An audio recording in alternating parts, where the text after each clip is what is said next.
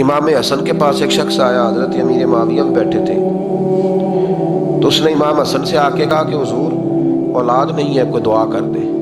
توجہ ہے میری بات پر؟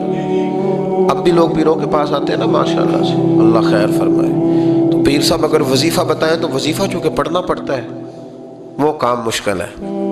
حضرت امام حسن سے آ کے وظیفہ پوچھا، اس شخص نے کہا حضور اولاد کوئی نہیں، تو وظیفہ بتائیں، تو آپ نے فرمایا استغفار پڑھا کر۔ کیا کر؟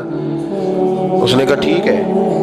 تو حضور پھر میں دوبارہ کب آؤں؟ تو امام حسن کہنے لگے بے اولاد ہے نا تو، استغفار کا وظیفہ بتایا نا؟ کہا ہاں۔ فرمانے لگے اب اس وقت آنا جب اللہ تجھے 10 بیٹے عطا کرے گا۔ کتنے؟ 2 4 نہیں، 10 ہی کہہ دیے۔ تو حضرت امیر معاویہ رضی اللہ تعالیٰ دیکھا، کہنے لگے حسن اتنا بڑا دعویٰ؟ آپ فرمانے لگے میں نے کہہ دیا نا، تو اللہ فضل کرے گا۔ ہاں ہاں اللہ خیر کرے گا، خیر ہو جائے گی۔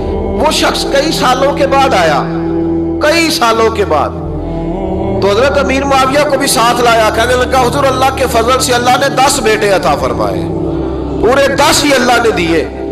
تو حضرت امیر معاویہ کہنے لگے جناب بات تو آپ کی سچی ہو گئی، پر مجھے بھی بتائیے وظیفہ کہاں سے لیا؟ فرمانے لگے قرآن پاک سے، سورہ نوح کی 10 11 12 آیت پڑھو۔ اللہ فرماتے ہیں تم استغفار پڑھو، میں تمہاری بیٹوں سے بھی مدد کروں گا، مالوں سے بھی مدد کروں گا۔